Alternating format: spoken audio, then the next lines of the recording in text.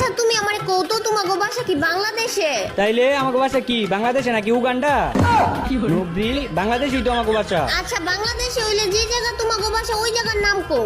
মাইর খাইবি। মাইর খামু মানে মাইর খামু গেলে গিয়া জায়গার নাম কইছি, জায়গার নাম কও। এ নবরি এ কইতাছি না মাইর খাইবি। আমিও তো কইতাছি তুমি আমারে শুধু শুধু মাইর দিবা গেলে গিয়া। হ্যাঁ আমি তোর মাইর দেওয়ার কথা কইছি, জায়গার নামই হইতাছে মাইর খাইবি।